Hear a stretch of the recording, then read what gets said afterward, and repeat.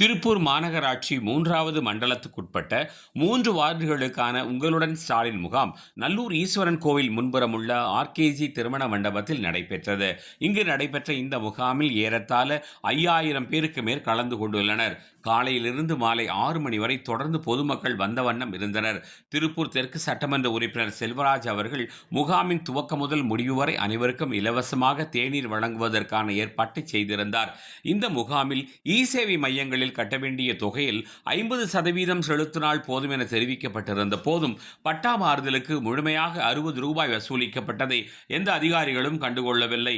இதைவிட கொடுமை, ஆன்லைனில் ஈசி எடுப்பதற்கு தனியாக 50 ரூபாய் வேறு வசூலித்தார்கள். ஒரு விண்ணப்பத்திற்கு மக்களிடம் பெறும் பணத்தில் 18 ரூபாயும் அதன் பிறகு அரசு தரும் மானியம் 30 ரூபாயும் இ-சேவை நடத்துபவர்களுக்கு கிடைக்கும் என்ற போதிலும் அதிகப்படியான தொகையை வசூலித்ததை அதிகாரிகள் ஏன் கண்டுகொள்ளவில்லை என தெரியவில்லை.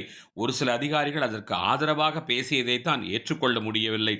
இனி வரும் முகாம்களிலாவது அரசு அறிவித்தபடி இ-சேவை மையங்களில் 50% கட்டணத்தை மட்டுமே பெற வேண்டும் என்பதே நமது வேண்டுகோள். மக்களிடம் சொன்னதைத்தானே செய்ய வேண்டும்.